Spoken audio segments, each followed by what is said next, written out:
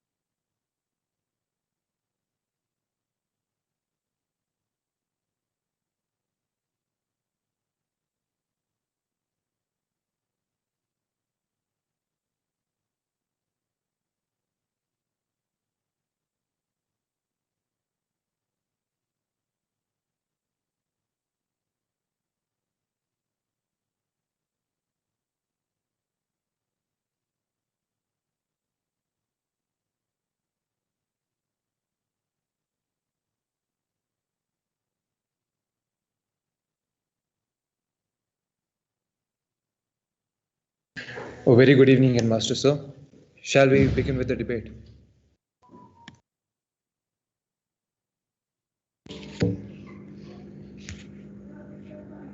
Good evening. Yes, we should. Thank you so much, sir.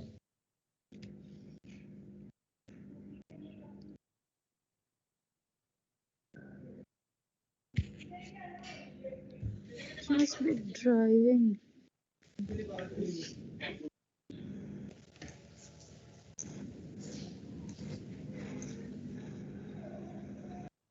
Yeah. A very warm good evening to all of you present here. I am Daksh and I'll be your host for today's evening.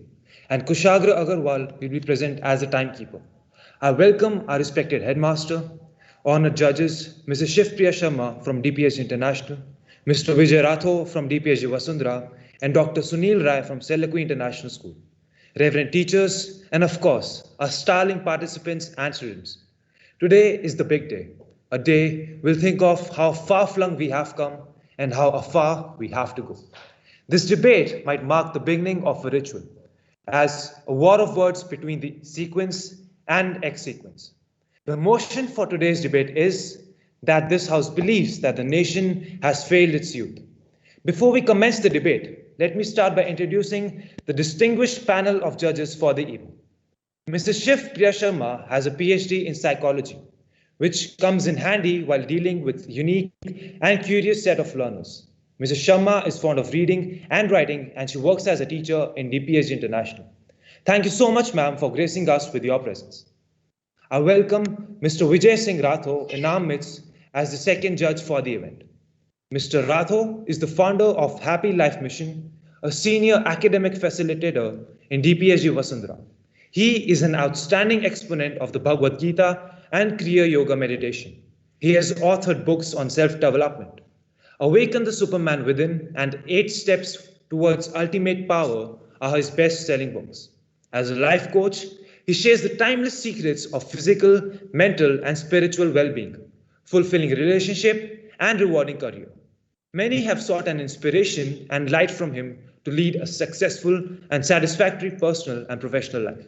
Sir, it is truly an honor to have you with us today. Thank you Our so third much. judge for our third judge for today is Dr. Sunil Rai, who has been working in the field of literary theory for the past several years. His publications include a book on Jacques Derrida, an introduction, and a literature history paradigm in Michel Foucault. Literary theory. Dr. Rai has attended many national and international seminars and presented papers there. At the moment, he's working as the Senior Master Academics at Selakui International School. Sir, we are so delighted to have you with us.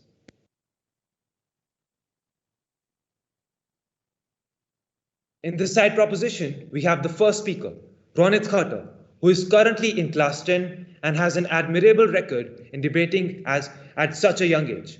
Ronit Khatter is currently working on a blog named Ambient, which aims to bridge the gap between the youth and the government. As the second speaker, we have Avideep Sahu. Avideep is a grade 12 student and president of the Lyceum Club of the school. He has also represented the school in various sporting platforms. He is also a distinguished cricket player and the table tennis captain of the school. As the third speaker, we have Nilanjana Gupta Chaudhary, a grade 11 student who has represented the school at several inter-school debates and quizzes. She has also been the part of school's fortnightly newsletter. As the fourth speaker, we have Rushan Shah, a student in grade 12.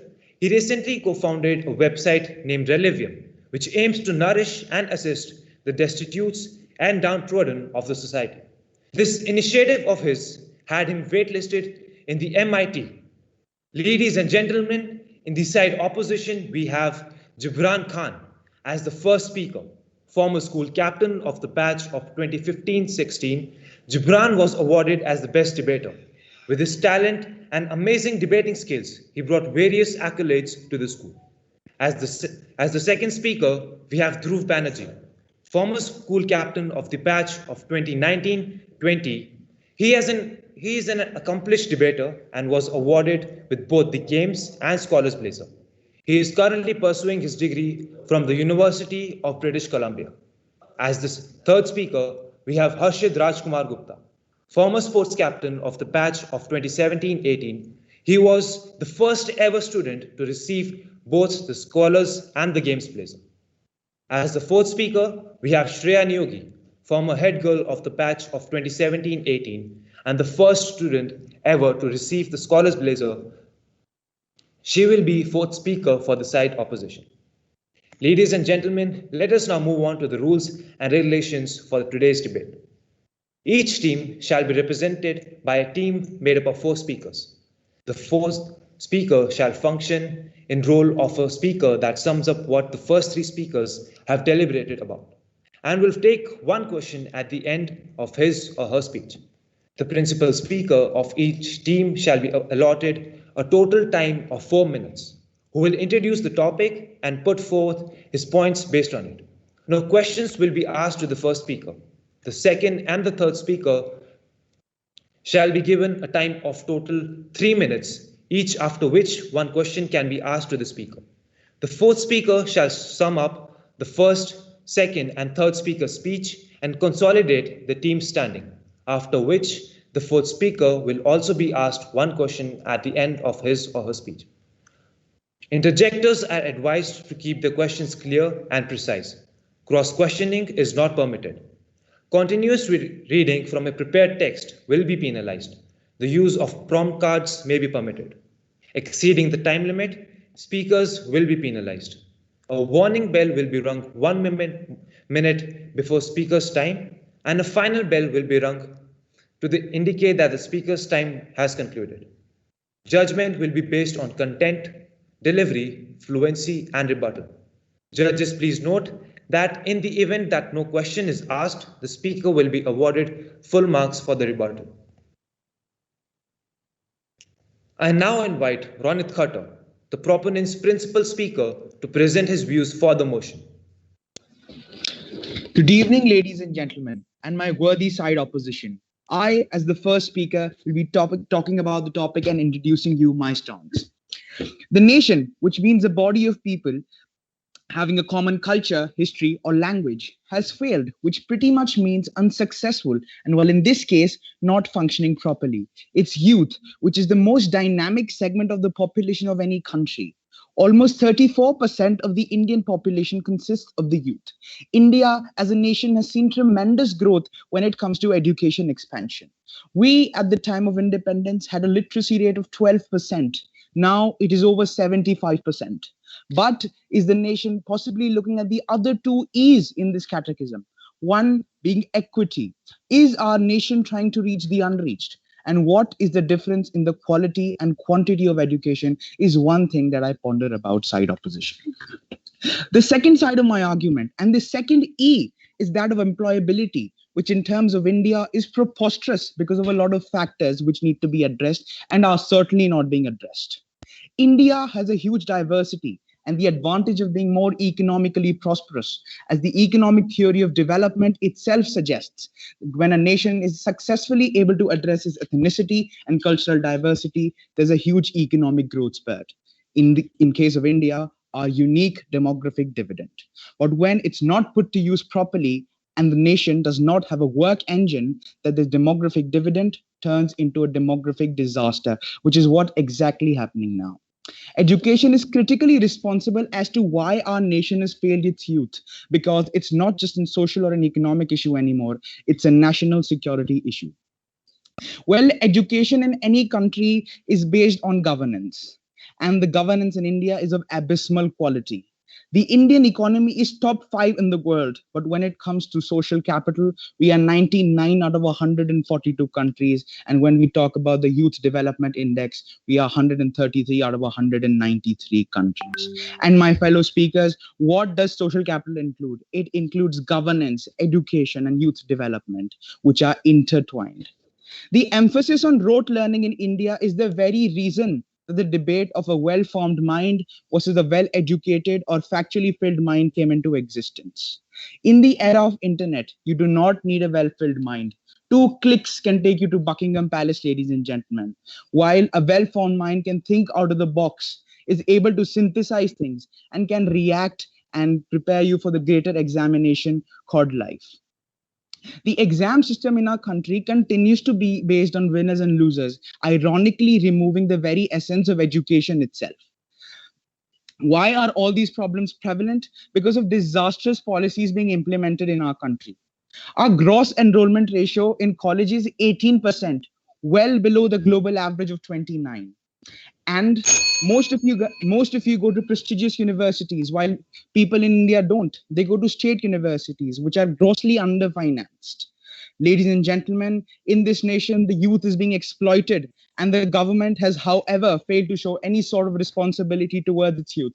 It has reacted like a wounded animal, scared of its reflection, and lashed out at youth, calling out for reform.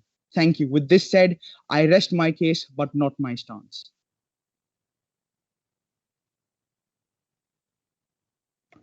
Thank you, Speaker. Judges may note that the Speaker was well within his time. Now I invite the principal speaker for the opponents, Jibran Khan, to present his views against the motion. Hi, just quickly checking in if I'm audible to everyone in the room. Yes, Speaker, you're audible. Perfect. At any point, if there's like any problem with my clarity, or if you can hear doggos in the back, you can let me know because there are a lot of them in the lawn. Right. Just give me a second. I'll begin my speech in 3, 2, 1. Panel, a primary question that you must ask yourself when you move into this debate is what largely constitutes a nation, right? We think a nation is not just limited to the state and the state's failures, but it's also expansive to the social interest groups which work inside it, also expanding to other non-governmental actors and individual private actors and social movements and all that jazz, right? We think we'll be doing 3 things in this speech. Firstly, discussing why on education the state hasn't failed the youth, why on economy, secondly, the nation hasn't failed the youth, and thirdly, why social pressure groups are much better off than they've ever been in the past 30 years. Firstly, on education. On a comparative, I think firstly, it's important to understand that obviously we're not a Nordic nation. That is to say, we're a post-colonial society which is in a developing world, which has a scarcity of resources and is fending off multiple actors on its borders. At that point in time, it's important to understand that the development that happens in your education sector is relative at best. That is to say, you can't suddenly overnight get classrooms which are, comparative to that, the ones present in Canada or in the United States, right? What you can get is better policies over time. And I totally agree with like government stand that, oh, we didn't have great policies in the past, but I think we're moving forward with that, right? In terms of, firstly, in terms of, say, national education policy, recognizing that smaller schools with like less administrative functioning have failed in the past, and following China's model of creating concentrated larger schools in the present to make sure a larger pool of resources can go in them. But secondly, in terms of recognizing individuals and marginalized groups, which for like historically haven't had access to education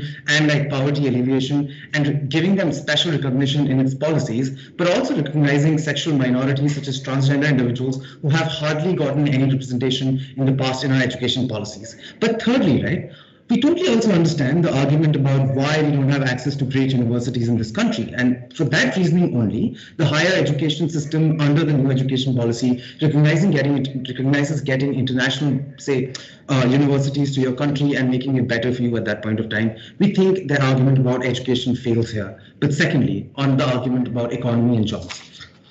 See, I possibly cannot defend the indefensible and tell you that everything is hunky-dory. But what I can tell you through like a three-pronged argument is why things are still comparatively better off. That is to say, firstly, social mobility and access is comparatively much better off than it was in the past. That is, the opportunities you get are much better than the ones that your parents got. That is, the accessibility to better institutions, better, say, better brands or better job opportunities are things which have gotten through, say, liberalization in the late 90s. But secondly, we think policies such as Make in India, which make sure that one, there's huge amounts of foreign direct investment which increases, but secondly, your labor rights are protected and you aren't worse off in comparison to, say, a Vietnam or a Bangladesh, the way sweatshops are set up there, leaves you in like this unique position where India is the one where like multiple, say, industries are moving. Thirdly, we think with like digital economy and poverty alleviation, accessibility is much better off. We think there also the economic argument fails lustily on terms of social pressure groups. I think there are multiple, say, protests that go on at all points of times, but the essence of democracy in itself is that your ability to pull out outrage and your ability to be heard is something that is like protected in this country still. That's to say, sure, we have had like, say, we've had a lot of, say, crackdowns on individuals in the past, and I won't lie, that hasn't happened. But the ability to have that outrage in the first place, that ability to be recognized in the first place, say, and the ability to like gather masses in the first place is something that is unique vis-a-vis the crackdown that happened in the 80s. We think the youth is much better off. We're very proud to oppose.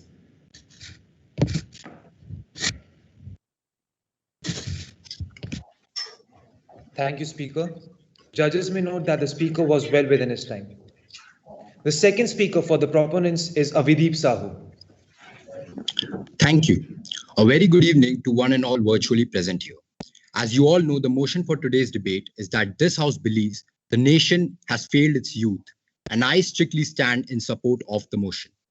Speaking with respect to our nation, India, the youth is exposed mainly to four groups: their parents, their teachers, the lawmakers of the country, and the society as a whole.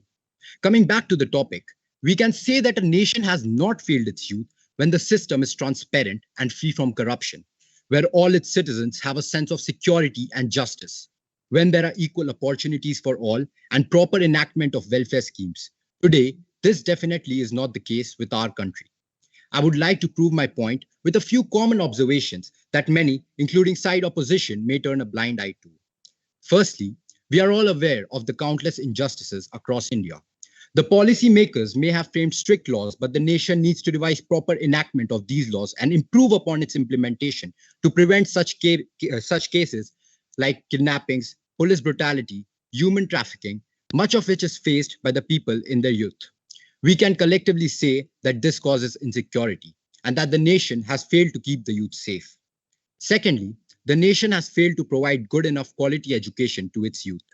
In present day, our nation may have been improving its education system at school level, but we still do not have quality institutions for higher education. The very less infrastructure budget to promote research studies, discoveries, and inventions has compelled the ones who get extremely skilled to look towards foreign institutions as they have no place to expand their horizons of knowledge. The higher the education, the higher the chance of escape. We gave Sundar Pichai and Satya Nadella to USA as new citizens.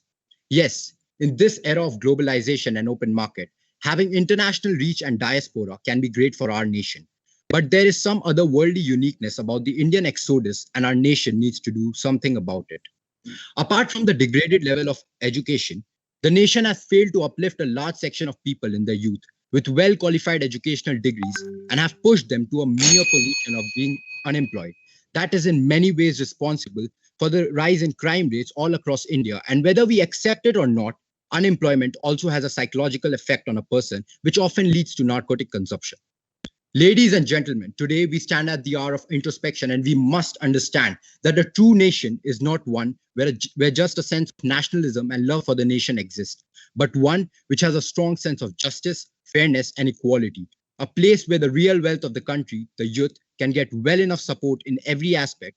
And now, to conclude, I will read you to a very interesting report by the National Science Foundation, which states that the Indian brain drain percentage has gone up by a staggering 85% over a span of 10 years. Well, a fun fact that the NSF is a prestigious independent research agency of the US, irony being that it itself has an Indian American as its chief director. Thank you.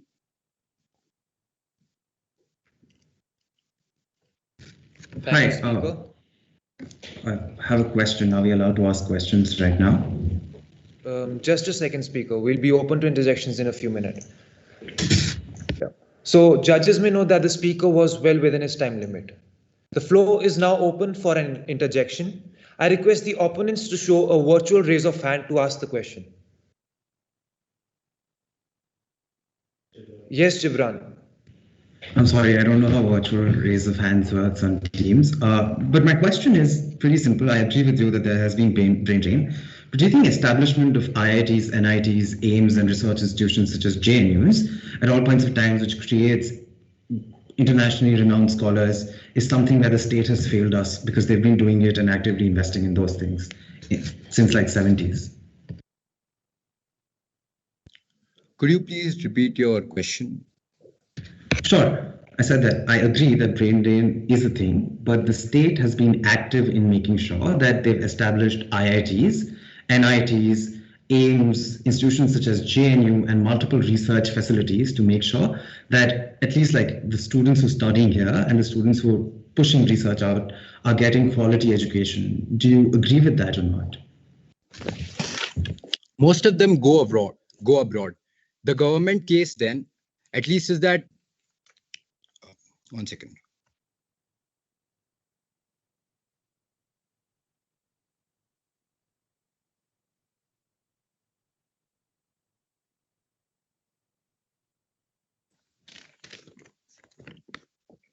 Well, India does not actually promote higher studies a lot, because if it would have actually done that, then the government would have enough institutions so that the people could actually study here. But you see that the people actually for higher educations look towards abroad for research, discoveries, inventions, as I already mentioned in my speech. I hope that answers your question.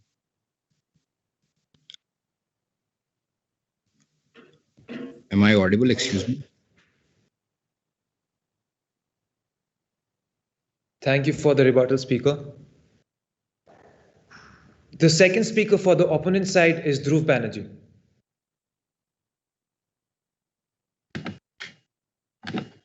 Just to clarify before I begin, am I audible to everyone? Yes, Speaker. All right, so I'll start in 3, 2, 1. Has the nation really failed its youth? Well, it is really difficult to judge the fact that many people believe so. Good evening, ladies and gentlemen. The nation would never fail its youth because the future of the country lies in their hands. In the times to come, they will be the ones to frame better policies and make the country prosper. But the question is, how? Education is the pivotal factor that results in effective participation of youth in the processes of social, economic, and political development. The 86th Constitutional Amendment, which was passed by the Parliament in 2002, made education a fundamental right. The approximate ratio of public schools to private schools in India is 7:5. And even during these unprecedented times, the nation has devised and implemented the most viable strategies to provide education in a remote setup, keeping in mind the safety and well-being of the youth.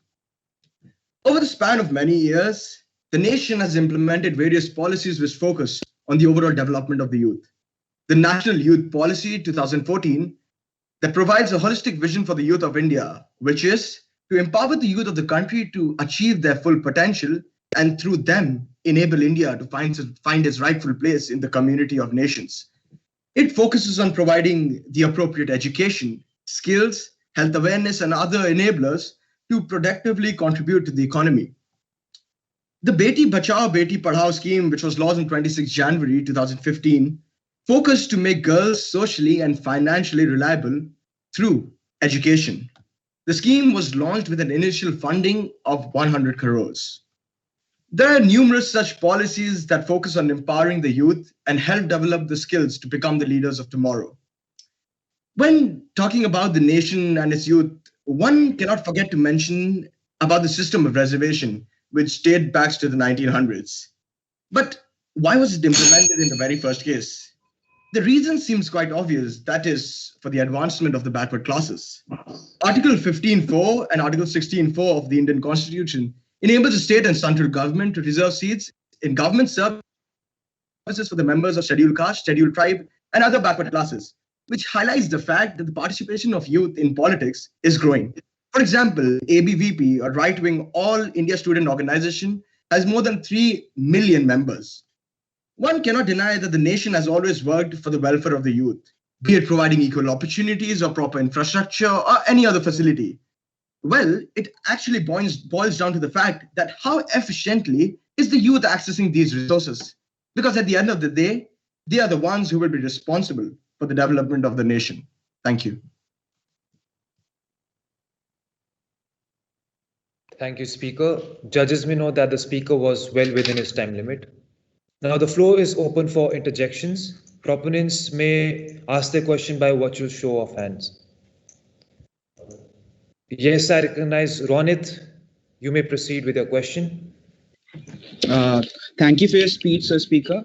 Can you please tell me how our country is providing vocational training to the youth, which ulteriorly benefits the nation, and also considering the fact that our country has a huge requirement of electricians and plumbers? Of course, you see that the structure of education is, for higher education, is not that strong in India, but still, if you see these state universities, which was mentioned by one of the speakers from the opposition, are underfinanced, and the courses that they offer actually have it's actually a priority of the youth that which job they want to do. If they want to go into plumbing, that's a different sector. That actually depends on the thinking of the youth, because many people when you kind of look for what you want to do in the future, you actually see what is the scope of the country in that field. So India as a country has these services which are not being utilized to the optimum level because of lack of knowledge, or you can say lack of ability to use proper machines and devices. So I believe in the times to come, there will be people who will have the knowledge, who will have the education to access machines and to promote sections such as sections of jobs such as electricians and plumbers. And like I said, it's actually a personal choice of the youth that if they want to go into this line of work or not.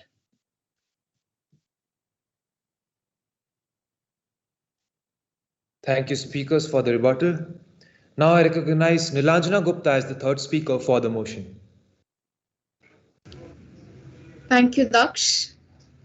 Teachers, fellow sequins, and worthy opponents. Good evening. The burden of proof for my debate, the country has failed its youth, rests on 3 pillars. Mental health, the absence of a society which listens to the youth of our country, and lastly, a culture of violence and abuse. We often talk about how India is a haven for the sciences, especially someone who desires to practice medicine or take a profession in a field related to engineering, technology, etc. We even glorify our institutions and examinations like the JEE, the NEET, the JEE Mains and Advanced, etc. But what we forget to talk about is the depressing environment of our coaching institutions, the painstaking process to get a seat in those institutions, and very often financial concerns. Depression is rampant in all of India's coaching institutions, and approximately 10,000 students commit suicide every year. A very good example is the Indian web series Kota Factory, which showed us the perils of student life in India. But what is even worse is that mental health is still a taboo in our country, and the stigma revolving around it prevents youth from seeking help. In fact, it is not just the stigma. There's an extreme shortage of mental health workers in India. It is just one for every 100,000 people. My second pillar, the student protests. Indian history is full of instances where students from recognized institutions protested against the government to show dissent. This time, it was no different. Thousands of students took to the streets to protest against CEA. What is sad is that the government never tried to listen to the other side of the argument. There supposedly was not a shred of debate and deliberation amongst the two factions of our society. While there are people who talk about the immense power of youth of a country, who have a lot of power in promoting or steering development, why is it that every time there are strong opinions, they are quashed? In this country, is this the country the youth want to live in, where the opinions never matter? Lastly, I would like to talk about the breeding culture of violence and abuse in our country. About 42% of Indian students face bullying in India, but it does not end there. There's so much of cyberbullying amongst children and youth. Again, the toxic masculinity that we see every day, and domestic and public sexual violence, which leads to passionate protests from the youth of our country, leads one to believe that the country has indeed failed its youth. Lastly, I would like to conclude by saying that the youth of the country deserve an environment of peace, happiness, and freedom of opinions, which, if we fail to give, we will fail the youth of our country. Thank you. Thank you, Speaker. Judges may note that the Speaker was well within her time limit. The floor is now open for an interjection. I recognize Gibran as the Speaker. Please proceed with the question. I largely agree with your argument. I understand that mental health is a large issue in our country and bullying is often, connected to it, right? But don't you think that recognition of these problems and making mandatory counselors in all coaching institutions, but also allowing space for, non-violent protests under the constitutional right of freedom of speech is something the government has done and tried to ensure as much as they can within, their limited resources or reasonable restrictions in the past?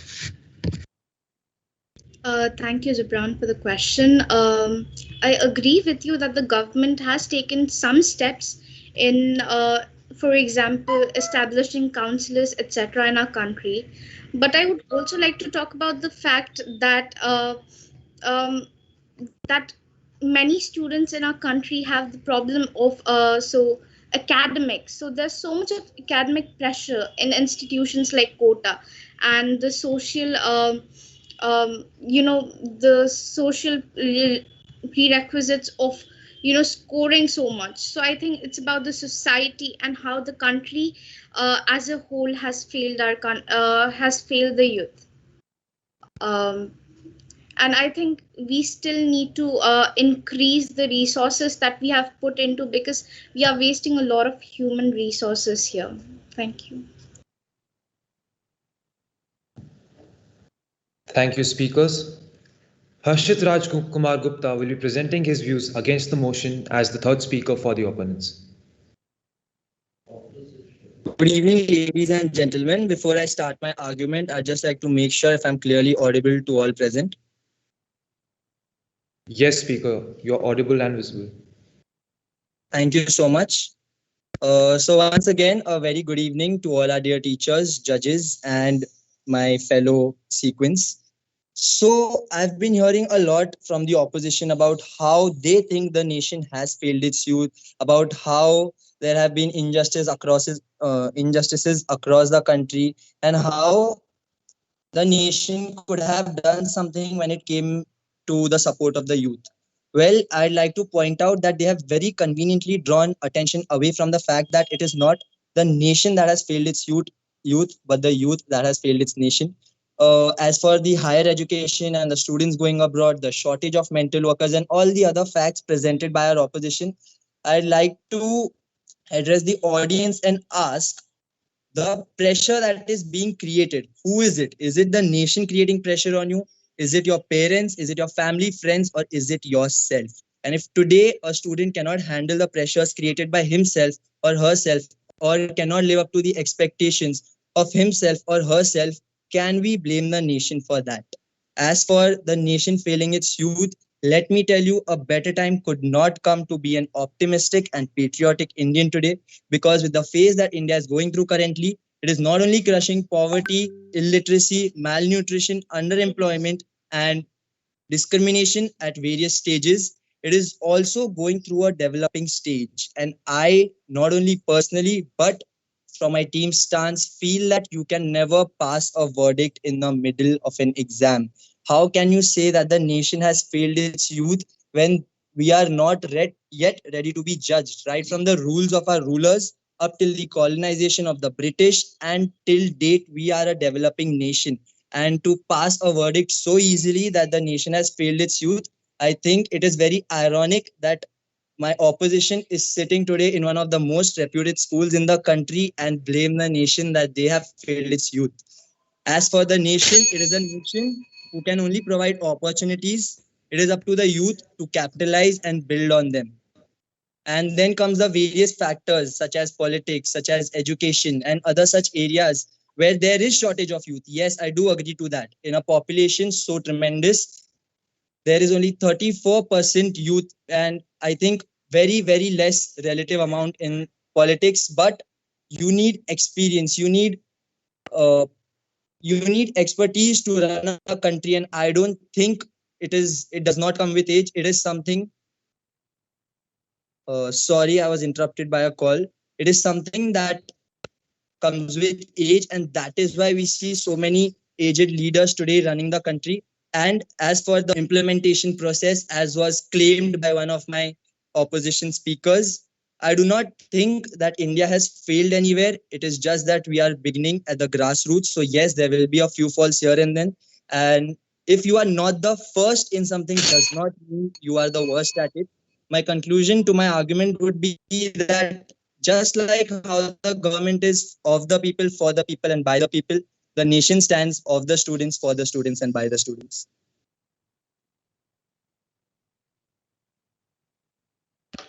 Thank you, Speaker. Judges may note that the Speaker exceeded his time limit by 16 seconds. The floor is now open for an interjection.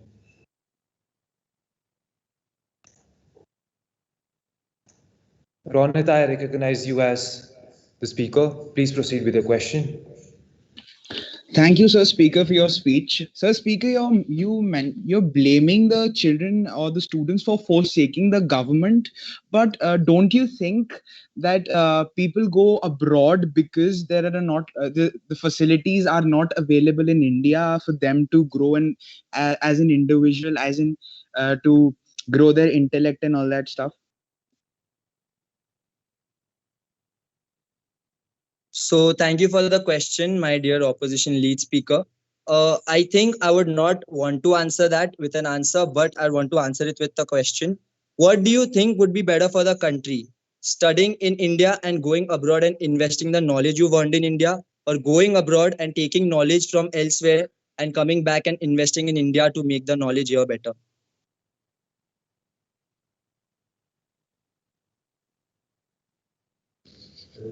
Thank you, speakers, for the rebuttal. Now we have Rushant Shah as the fourth speaker for the side proponents. Am I clearly visible and audible? Yes, Speaker, you are visible and audible. Thank you, Daksh. Commencements, rebuttals, and rigorous arguments. These are what constitute the elements of a debate, and my friends, my worthy opponents lack debaters, but they have excellent preachers of the government. But what I feel in our context is that I can strongly bang on the table of the very core of our debate that the nation has failed its youth. Backed up by concrete and bullseye examples, what I would believe is that our motion totally supersedes. Nonetheless, I respect their views as opinions as democracy stands tall in our country. But still, do the policymakers accept the nation as democracy when reasoning about and with the students? Let's think about that. Firstly, India, a premier developing nation, has the most potential to empower its youth to the zenith, boosting themselves for the odyssey of the unknown. But let's for once return back to the surface of our land and strike the very disease plaguing our nation. Yes, I would like to quote it as a disease. My friends, the it which I talk about is none other than one of the deadly sins, negligence of duty.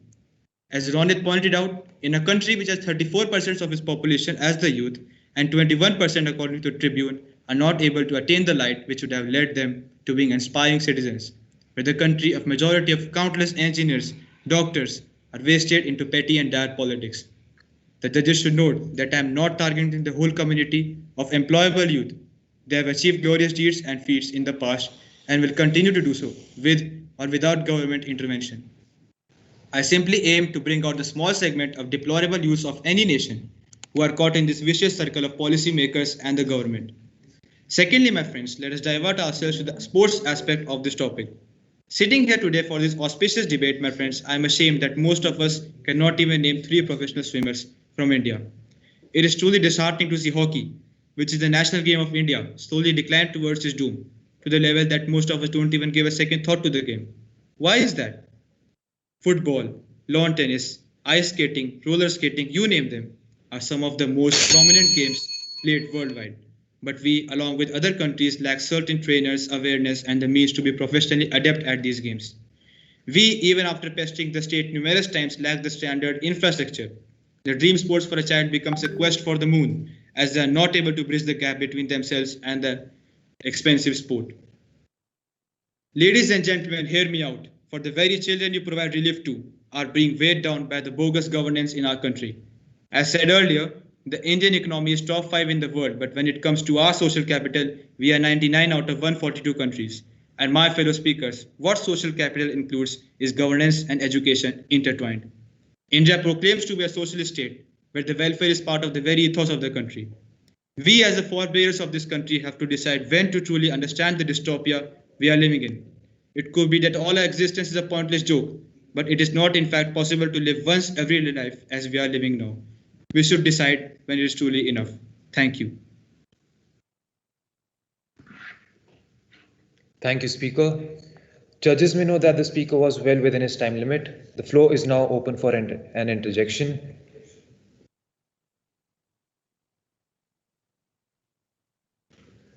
Could I have a virtual raise of hands, please?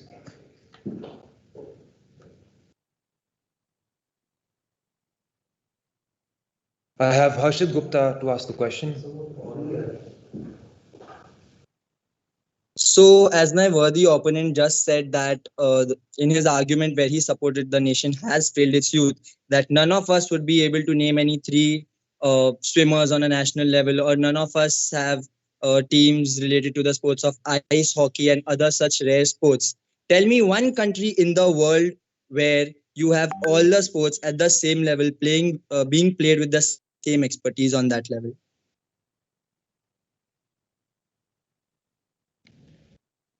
Well, thank you for the question, Harshit. Well, surely I cannot answer like which country specifically, but I can tell you that a nation or the government can provide the facilities for the youth to participate in these activities. Surely many countries have these facilities available. If you go to several countries, they have these facilities. So why can't our nation do it?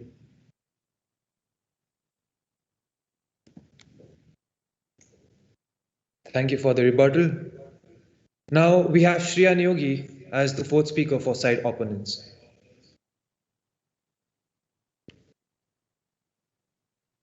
Hi, just to make sure, am I audible to everybody and visible?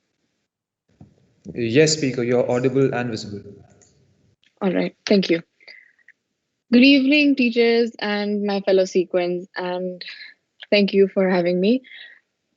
I am here to conclude the stance of the opposition, which is we strongly believe that the nation has not failed its youth.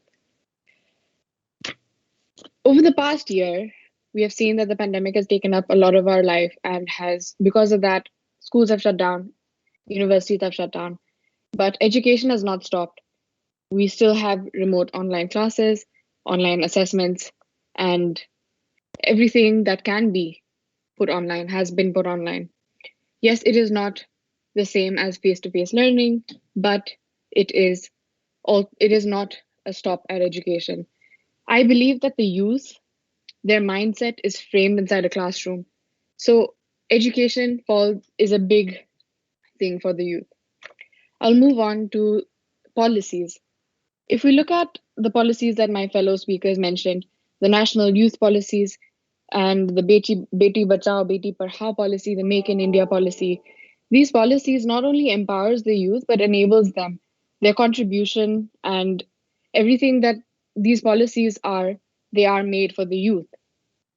The Beti Bachao, Beti Padhao policy, it highlights the rights for the girl child so that she or they can have access to better education or a better life than they were having before. In a lot of universities in India, or even in schools in India, we see a reservation system in which students from backward classes like ST, SC, or OBC, they are highlighted and they are brought up in front and they have a better chance, which is empowering them. It is not only not failing the youth, it is empowering the youth. I would also like to highlight a point that my fellow speaker Harshit said. India is a developing country, and highlight the word developing. So we cannot judge it at its state right now. We have to wait for it to be fully developed. And I also agree with what he said before, saying that the youth has failed the nation and the nation has not failed its youth, because the nation does provide the youth with a lot of opportunities, which is up to them to grab. Thank you.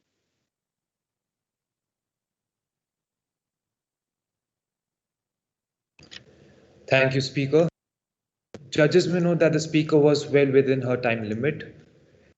Now the floor is open for interjections.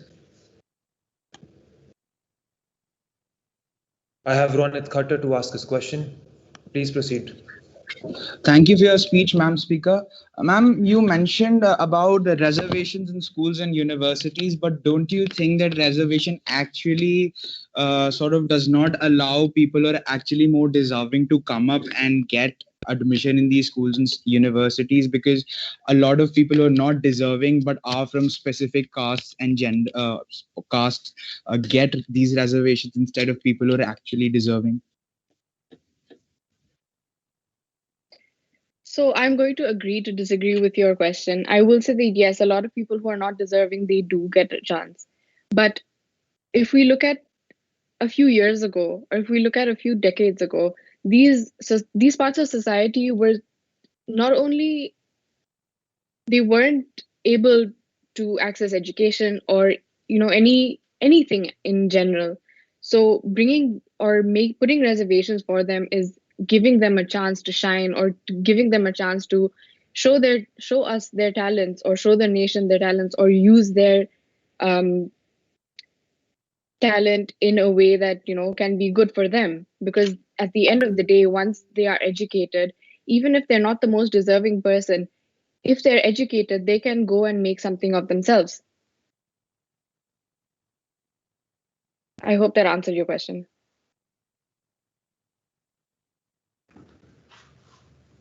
Thank you for the rebuttals. Now we'll have principal speaker from the side proponents, that is Ronit Khattar, to face interjections from the side opposition.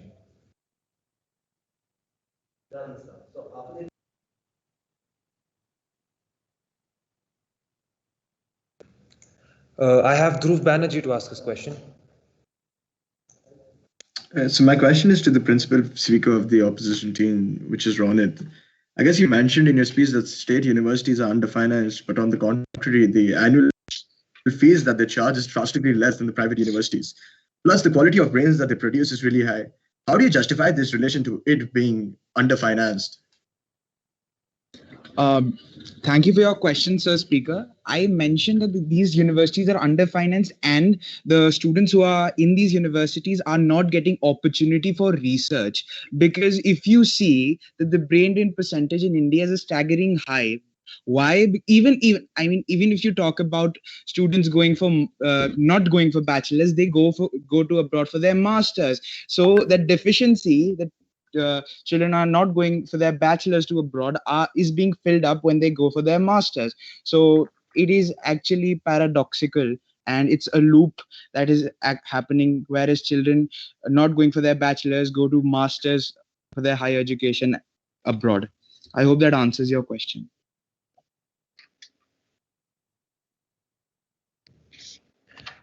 I believe we have time for one another question. Do we have? Yes, we have Gibran to ask this question.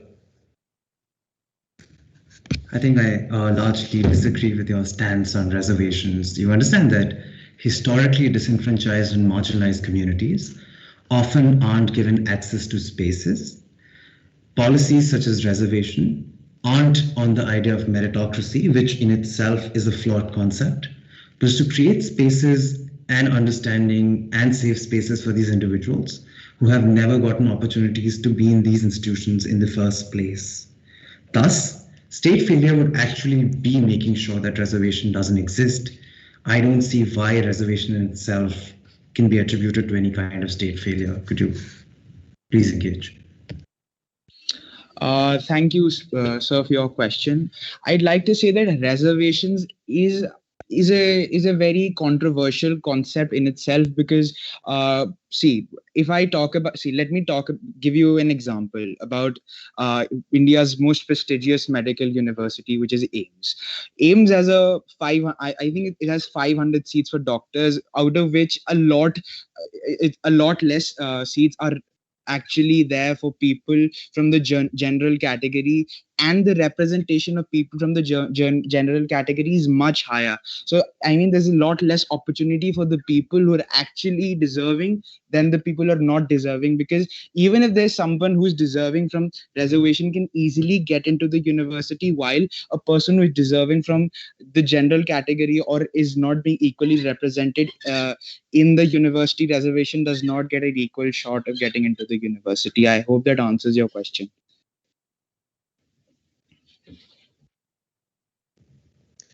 Thank you, speakers. Now we'll have principal speaker from side opponents to face interjections from the proponents. Do I have a raise of hands? I recognize Nilanjana to ask her question.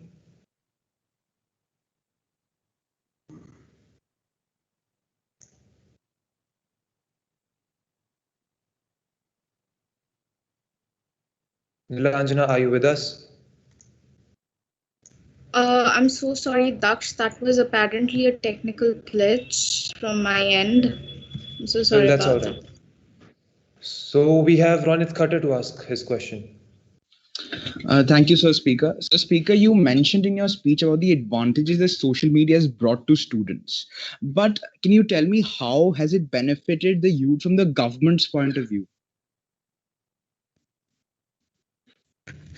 Sure. I just find it really contrary because all these burdens are put on the government in terms of managing sports and your food and economy. But here's the thing, right?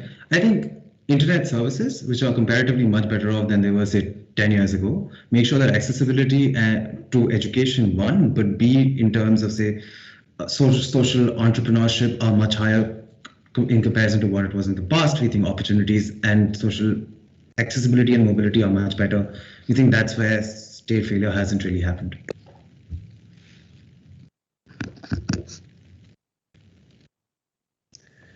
Thank you, speaker. I believe we have time for another question. I recognize Rushant to ask his question. Thank you, Daksh. So it's shocking that among the 13 million youngsters that joined the workforce each year from India, only 1 in 4 management and only 1 in 5 engineer are employable. And I'm sure Gibran, you agree with me. So what do you expect the government to take steps? What are the steps?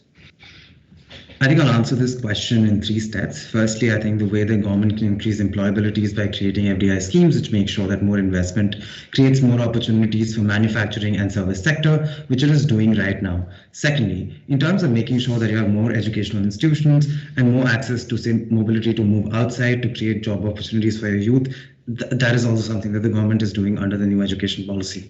Thirdly, in terms of the economy being really bad overall around the world, I think that's not a phenomenon which is solely exclusively responsible or can be like pointed towards just this one government. I think that's like an international phenomenon. It's happening everywhere. Everyone's losing jobs. I think that largely answers your question.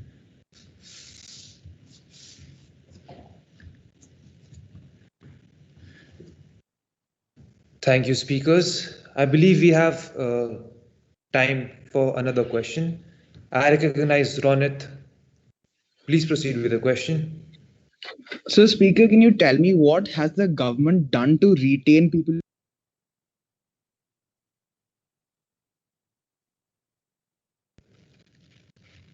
I'm sorry, Ronit, but you're not audible.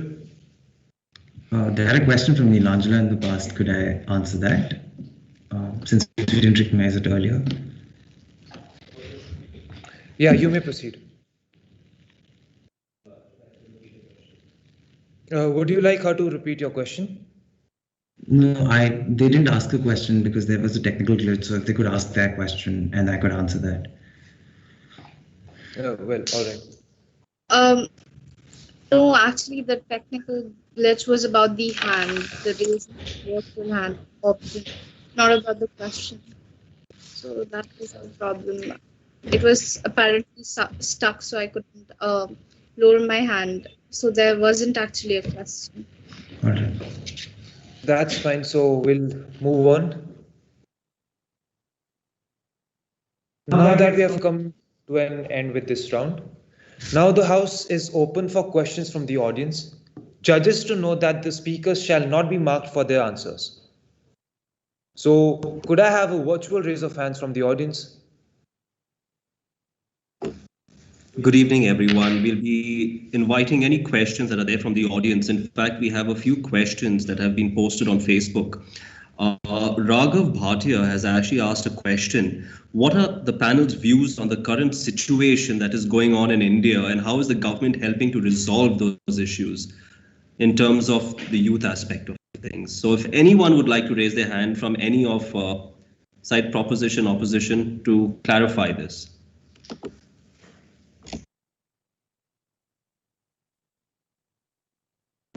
Dhruv, I can see that you have raised your hand. Please go ahead, Dhruv. Yeah, could I give it a try? I just want to clarify, is this issues related to the pandemic or the current protest with the farmers that's going on? Like, I'm not sure. Is it related to the pandemic or the protest that's been going on, the violence that's been going on in Delhi's and all those places? So Dhruv, I'm not sure what the exact question that he's asked and what it's pertaining to. Just the question on Facebook just poses, what are the panel's views on the current situation that is going on within India, and in brackets, farmers' protest?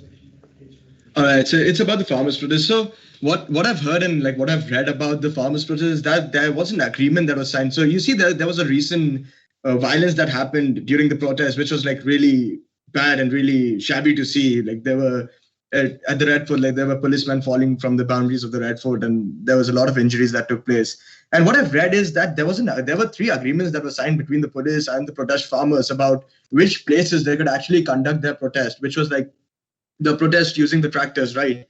But I guess it's actually not the government that did anything wrong in this term. It's actually the people who were protesting who kind of took it to violence and kind of created a very haphazard situation in that case.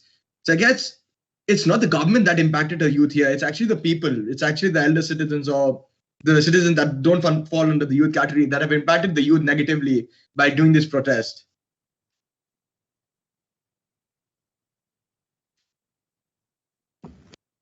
Thank you very much, Dhruv, for enlightening us with that. I even open up this debate to the floor if there's anyone from our viewers that would like to ask a few questions to any of the panels, if you want to clarify something that they have said, because this is a very interesting debate that we have going on.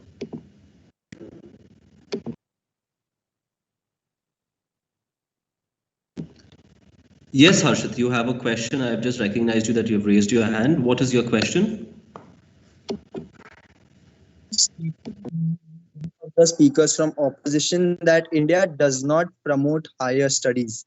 Well, my question is to that speaker. I hope he identifies himself on his own. So my question is, today India has premium institutions such as the IIMs, the IITs, where they stand among the top 50 not only in the continent but in the world.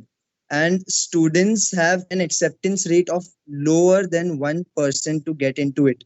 So could I know where is India not promoting these higher education studies that he or she was talking about? Okay, Harshit, before the person who asked you this or who stated this in their speech, don't forget, this is not going to be judged. This is just to clarify and to clear your doubts, okay? Harshit, please. So yes, that was the question. Where is India not promoting these higher studies that was claimed by the opposition very conveniently that they are not?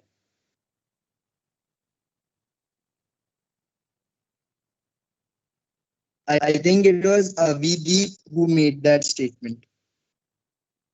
Okay, I think Ronit Khattar is going to answer for him. Ronit, would you like to answer that question for her? So I just want to clarify the speaker that IITs are actually not in the top 50 in the world. And so as to answer his question, in India, I mean, schools do not promote higher education as such because as we can see, our gross enrollment ratio at the primary level is 116%. We've actually enrolled more people than they actually go at that level. When it comes to grade 8, we are at 69%. And when it comes to college, we are at 18%, which is well below the global average of 29. So from my perspective, I don't see schools in India promoting higher education by any sort. I hope that answers your question.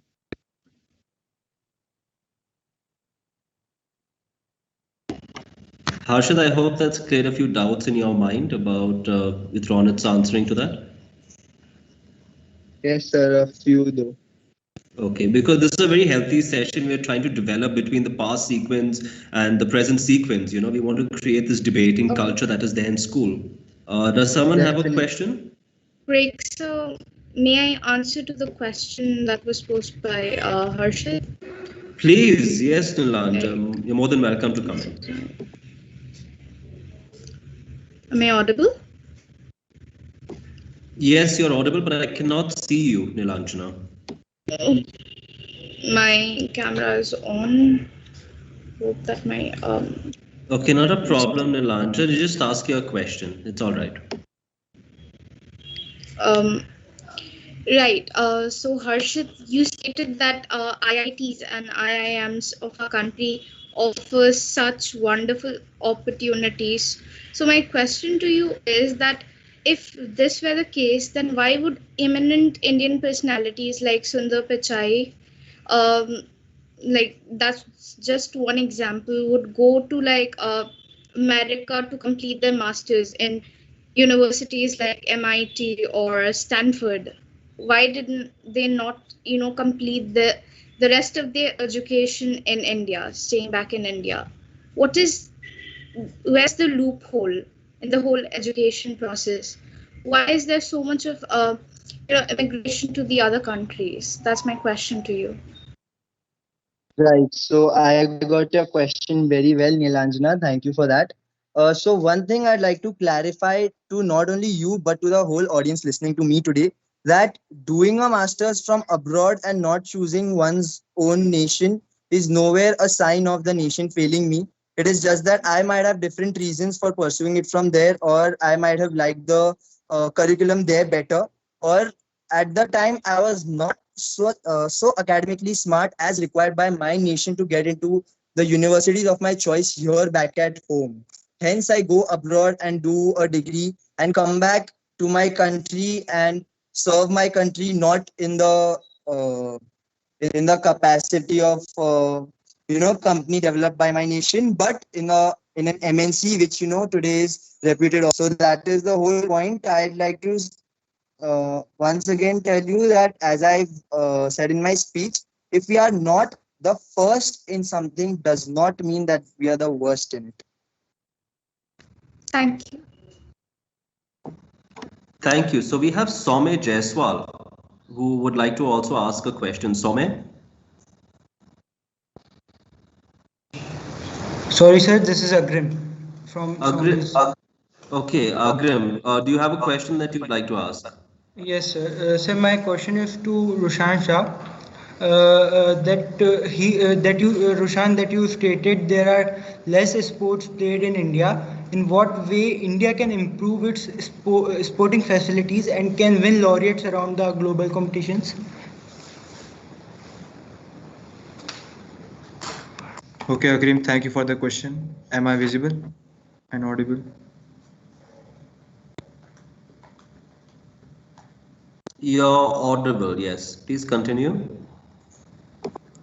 Okay, so yes, Agrim, I said that India lacks in sport infrastructures and all of that, but that is what the government needs to do. It needs to build up more sports facilities, more institutes regarding that. It needs to build more grounds so that the children can have more opportunities. In that way, the nation has failed its youth. Thank you, Roshan. All right, thank you very much. Is there anyone else who would like to ask any questions pertaining to the topic? Gibran, yes, you have a question?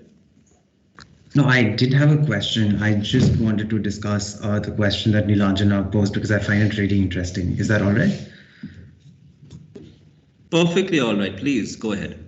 Right. I obviously please don't mark me for this because my views are very contrary to the side that I'm supposed to defend today, right? No, there's no marking on this. Don't worry. Right, so I think the way that education systems work, and a great model to follow and understand higher education systems is what China did recently. And a little context to that, basically what happened is that under Trump's rule, when a lot of students from, say, the South Asian nations and especially China were being turned away because of their rising trade tensions, it meant that a lot of students had to pay a lot of money, but also face a lot of discrimination when they go to states for education, right? So what China did was that it increased state funding in their own institutions. I think around $675 billion that they put there. And simultaneously, what they did was that they brought money, but this higher education policy where they made sure that institutions such as Yale or all those places start creating offshore campuses in their country. I think it's something that Singapore's also done. That's why you'll find Yale, NUS, and all those places. What China did was that so what that does is state accessibility to say higher education increasing in the country because you have these quality institutions from outside with that special name also, but also your state universities are competing with these higher institutions at the same point. So there's higher competition. And by that sense, with higher funding, they're comparatively better. India, with the new education policy, is trying to do the same thing, where their idea is to increase a lot of funding in these higher education institutions and bring them to the country so that your IITs and your IIMs can compete directly with them. Because I think one of the objectives was to break into the top 100 of the world's university standings. So I agree, I don't think we have done enough to say inculcate ideas about research or push enough funding into research. But I think that's largely an international problem also, something that coronavirus exposed you to, right? Because everyone was funding nuclear weapons, but not enough, say, healthcare around the world. But I think largely the point is that the way that you move forward and the way you solve this is the same, simultaneously when you bring in HEIs and fund international universities, you also fund your state organizations to compete directly with them so that they're better off and research can increase. I think that's largely what it is. Gibran, thank you very much for those views. I would like to get our judges' views on this now. If Ms. Shiv Priya could enlighten us or could talk to us a little bit about it. Hello, sir. Hello, Headmaster, sir. Good evening, everyone. Hello, dear children. Actually, it was very, very heartening and super awesome. Actually, I would say to hear all the children, all the speakers here. You know, I was just listening to them and thinking to myself that when you hear the youth talking like this and so well prepared and so many impromptu answers, that means they have thoroughly, prepared their topic. They know what they are going to say and they know everything inside out. It kind of fills you with kind of hope that, you kind of affirms that you're doing something right. As teachers, we feel like that there's something right we are doing. And they're so well prepared. They're so speak so well. So actually, it was so awesome and so nice to be here. Thank you for having me. It was really nice to join you all. Thank you so much. Thank you, Headmaster sir. Thank you very much, ma'am. It was a real honor for you to judge this debate and give us some of your precious time for this. Mr. Vijay, if there's anything from your side, sir, that you'd like to talk to us about. Good evening, everyone, and thank you, Craig sir. Thank you, Sunil sir, and everyone, those who invited me here. Because had I not attended this debate, I must have missed a lot, in the sense that truly it was very enlightening, very, very informative, and intellectually stimulating. And when this youth of the country was debating, about the expectations of the government in helping the youth, in containing, in retaining, in developing, and all those aspects, I can only say one thing, that with youth like you, there is nothing to worry for us. Youth like you is not only, the dynamo of energy for the country, but you are the dream for the country. You are future of the country. And the way, maturely you were speaking, presenting your ideas, I can be confident of the fact that my country is really in very, very safe hands. And secondly, another thought that was triggering my mind when I was listening to you all, my children, that, a poet said that मंजिलें उनको मिलती हैं जिनके सपनों में जान होती है, पंखों से कुछ नहीं होता, हौसलों से उड़ान होती है. The kind of idealism, the kind of energy, and the kind of vision you have, I can only bless you, and there is nothing to worry. Even if the government is failing on certain aspects, you will definitely come out with something very, very great in life and make India proud of its youth. Thank you so much, sir. Thank you, everyone. Thank you very much, Mr. Vijay. Really hoping that this youth actually, comes in support for all of us at this stage. Dr. Rai, if there's anything that you would like to talk to us about, sir. Yes, good evening, Craig. Good evening, Headmaster sir. And good evening to dear judges, Sequence, and my debaters. It was really a good debate, very tough to judge and give points. There are a few points which I want to discuss here. Don't worry about the ranking of the institutions. I give you 3 examples. Satya Nadella, CEO of Microsoft, he got his graduate degree from Manipal University, I think much below IIT. PepsiCo former CEO, Indra Nooyi, got her degree from Madras University, not very high rank, not even in top 500 of the world. Where she was. And last, Sundar Pichai, because his name came into the debate, he was not among even top 50 rank of the IIT Kharagpur when he passed out. So it's not about ranking, what you get, or the ranking to which the college you are studying. It's about you. Now, giving you one more example. Everybody know about Arjuna, and people, know about Dronacharya. And there was another guy, and who was not being accepted as a pupil by Dronacharya, but he was the better than Arjuna and Karn. So if you have a big dream, and if you have decided to pursue your dream, and if you are bold enough to follow your path, you don't need any big university to attain what you deserve. So thank you very much. It was really heartening to see Gibran and Shreya. I think Shreya, Harshit, and Dhruv. I've seen them through in the campus. Gibran was already out of the campus when I joined. So it was It was pleasure to see you all and fantastic debate. God bless you all. Thank you very much. Thank you very much, Dr. Rai, for enlightening us and talking to us a little bit more about this topic. I now call upon our very own headmaster to conclude our wonderful debate that we have had with the past sequence and our present sequence. Sir, the stage is yours, sir. Good evening, everyone. I'm absolutely delighted to see some of my friendly faces. I'm sure we have known each other very well in various capacity. It's always wonderful to see alumni taking out time and coming back to school and giving something back to school. I think one of our challenge remains about connecting alumni to school.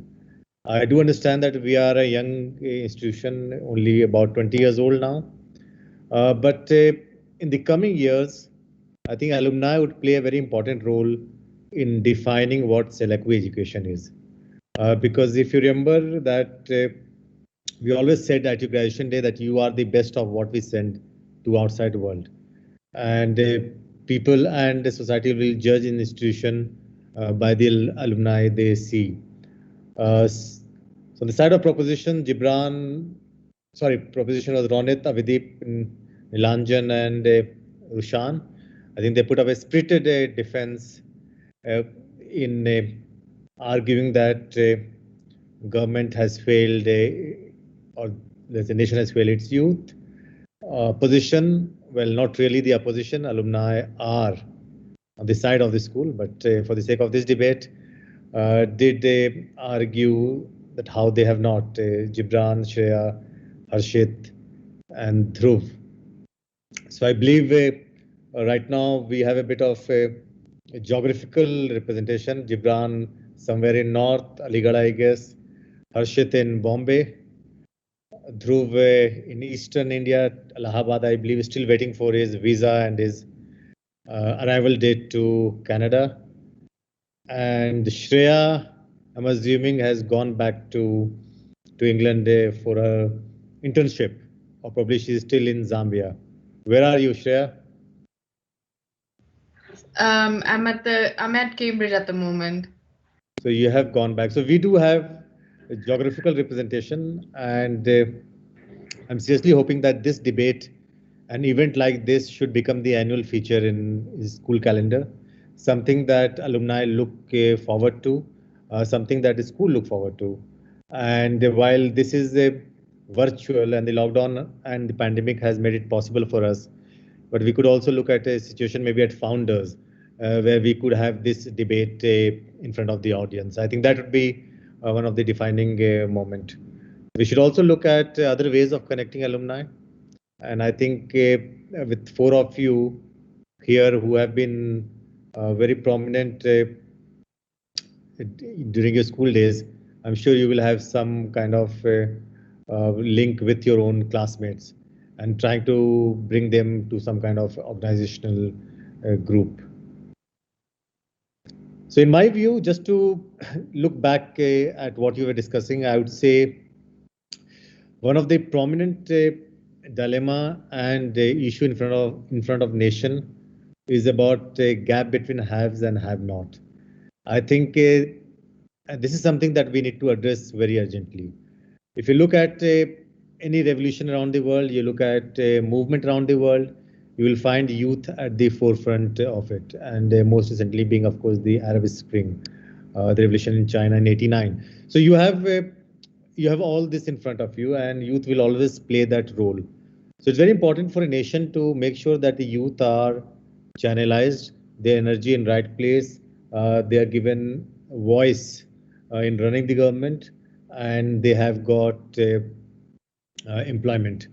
So unless you address some of these issues, you will always have a very large number of disgruntled youth. And last couple of years of economic meltdown has not really helped us, even in India. So I think one could be reminded about what John F. Kennedy said way back. Ask not what your country can do for you, but what you can do for your country.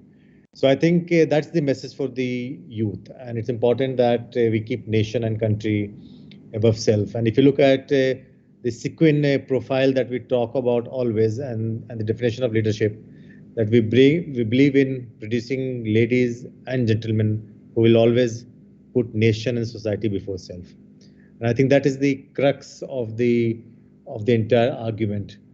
So may I thank all of you again. Of course, a big thank you to all the judges, to the organizer, Mr. Temple. Very well done. I think it did really go very well. Daksh, of course, who moderated extremely diligently, and the member of propositions, Ronita, Vidip, Nilanjana, and Rushan. So if you're outdone today, and I'm not sure if you are, don't be too sad. You have a power-packed alumni on the other side. I mean, you have a lawyer, you have, economic graduate, you have someone studying in England, someone going to Canada. So you have 2 school captains, one sports captain, someone who got the games and sports blazer and school colors. So the first one to get all that, Harshit, of course, and Shreya, one of the finest head girl I've seen in my 7 years at school. So I think very well done, and best of luck to all of you. Thank you.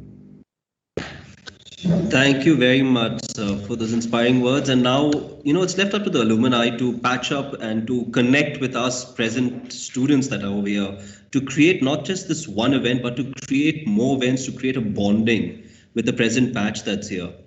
Shreya, you're out in the UK. Dhruv, you're out. You're going to be going to Canada very soon. We do hope to see you back, but in the meanwhile, try and connect with your other batchmates with different batches as well, so they can connect with the present batches and get some, connections going on, not just with the debating competition, but other forums where we can have talks on multiple things where you can actually draw out knowledge from around the world, giving it to the students that are over here.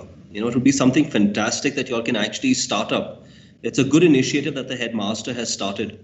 And on that note, I would like to really thank everyone, not leaving out Dr. Vashisht also, who's actually put this on social media and got this event going digitally. So thank you very much, sir, for being there also at this point of time. The results are going to be put out at a later date once we get everything in and I total up everything. So we'll put it up on social media. As of now, I think it's going to be really, really close, But thank you very much once again to everyone, the past students, the present students, our audience at large. Have a wonderful evening and good night. Thank you.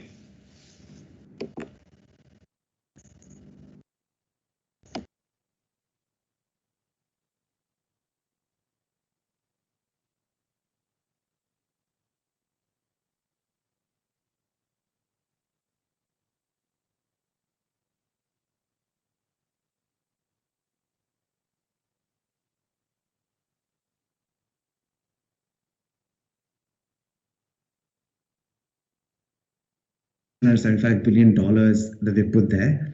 And simultaneously, when they read was that they brought money, but higher education policy where they made sure that institutions such as Yale or all those places start creating offshore campuses in their country. I think it's something that Singapore's also done. That's why you'll find Yale, NUS, and all those places. China did was very. So what that does is